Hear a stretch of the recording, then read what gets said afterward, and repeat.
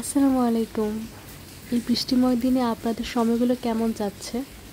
আজকে আমি আপনাদেরকে একটা ইন্টারেস্টিং জিনিস দেখাবো। 2012 সাল যখন আমি ক্লাস 6-এ পড়তাম, তখন থেকে আমি এই ডায়েরিতে লেখা শুরু করি। আমি বিভিন্ন ধরনের স্টিকার লাগিয়ে রাখতাম আমার এই ডায়েরিতে। আর 90 দশকের ছেলেমেয়েরাই জানে যে স্টিকার লাগানোর মধ্যে কতটা আনন্দ ছিল। শুধু যে স্টিকার লাগিয়ে রাখতাম তা না, আমি ছোট ছোট শর্ট মেসেজ লিখে রাখতাম, যেটা আমাদের বাটন ফোনে আসতো মেসেজগুলো। সরি, আমার ঠান্ডা লেগেছে যার কারণে ভয়েসটা এমন আসছে। আমি এখানে আমার পছন্দের কার্টুন সিন্ডারেলা এঁকে রেখেছিলাম।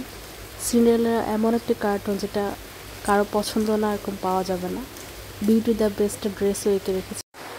আমি আমার পছন্দের বিভিন্ন ধরনের ইসলামিক গান, হিন্দি, বাংলা গানগুলো আমার ডায়েরিতে লিখে রাখতাম। তারপরে আমি স্কুলের অনেকগুলো গানের অনুষ্ঠানে আমি এই গানগুলো গাইতাম। তখন টিভিতে দিলারা জামানের একটা ভাষা নিয়ে বিজ্ঞাপন ছিল, যেটা আমার খুব পছন্দের ছিল। ওই ভাষাগুলো আমি লিখে রেখেছিলাম এখানে। এছাড়া আমি পত্রিকা থেকে মজার মজার কৌতুক লিখে রাখতাম, আর এই কৌতুকগুলো সবাইকে শোনাতাম আর নিজেও অনেক হাসতাম। এছাড়া আমি পত্রিকা থেকে সুন্দর সুন্দর নায়িকাদের ছবিগুলো কেটে রাখতাম। আমার যে কোনো মজার ঘটনা, সুন্দর স্মৃতিগুলো আমি এই ডায়েরিতে লিখে রাখতাম। মজার মজার ছড়াগুলোও আমি লিখে রাখতাম।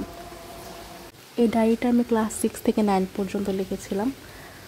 আমার ডায়েরি লেখার অভ্যাস এখনও আছে। আমি MBA করছি, এখন আমি রেগুলার ডায়েরি লিখি। কারণ একসময় হয়তো মজার মজার সুন্দর সুন্দর স্মৃতিগুলো ব্রেন থেকে মুছে যেতে পারে, কিন্তু আমি যদি ডায়েরিতে লিখে রাখি তাহলে ওই ডায়েরিতে লেখাগুলো দেখেও আবার স্মৃতিচারণ করতে পারবো, আর ঘটনাগুলো মনে থাকবে। আর আমি এতটাই বেশি স্টিকার পছন্দ করতাম যে ডায়েরির ফাঁক ফাঁকে আমি স্টিকারগুলো লাগিয়ে রাখতাম। আমার পড়ার টেবিলে ডায়েরির সংখ্যাই বেশি, কারণ আমি আমার জীবনের বিভিন্ন ধরনের ঘটনা আমি লিখে রাখি। আর কয়েকদিন পর পর আমি সেই ঘটনাগুলো পড়ি, যেগুলো আমাকে পুরনো দিনের কথাগুলো মনে করিয়ে দেয়।